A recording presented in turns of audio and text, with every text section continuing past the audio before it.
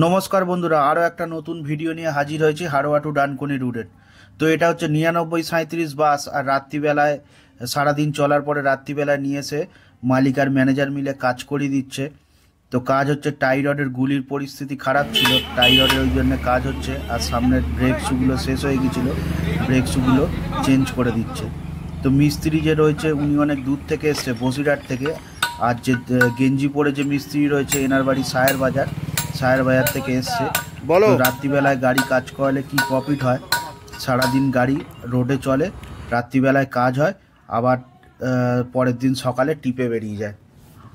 তো যার জন্য দুটো পয়সারও মুখ বেশি দেখা যায়। আর রাত্রিবেলায় মিস্ত্রিরা এসে যদি কাজ করে দেয়, 2 পয়সা বেশি নেয়, তাদেরও 2 পয়সা বেশি ইনকাম হয় এবং গাড়িটাও চলার সাথে সাথে সেদিনে ইনকামটাও চলে আসে। যার জন্যে আপনারা যারা পাবলিক বাস নিয়ে নতুন বিজনেস করতে ইচ্ছুক, তারাও যদি এইভাবে কাজ করান, বা যাদের পুরনো বাস আছে তারাও যদি এইভাবে গাড়ির কাজ করান, তাহলে দেখবেন অনেক প্রফিট হবে এবং অনেক সুবিধা হবে। তবে রাত্রিবেলায় কাজ করাতে গেলে অনেক অসুবিধাও আছে। কিছু কিছু পার্টস অনেক সময় রাত্রিবেলায় দরকারি লেগে থাকে দরকারে, তখন সেক্ষেত্রে এই পার্টস পাওয়া যায় না, সেক্ষেত্রে কাজটা পুরো হেল্ড আপ হয়ে যাওয়ার দরকার।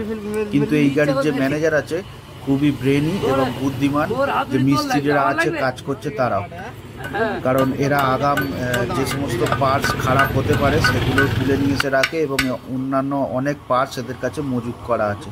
আর কন্ট্রাক্টর দাদা ব্রেক শুটা ধরেছিল, একটু 19-20 করেছে, যার জন্যে মিস্ত্রির একটু হাতে লেগে গেছে, সেই নিয়ে একটু বচসাও হয়ে গেল, আপনারা দেখছেন।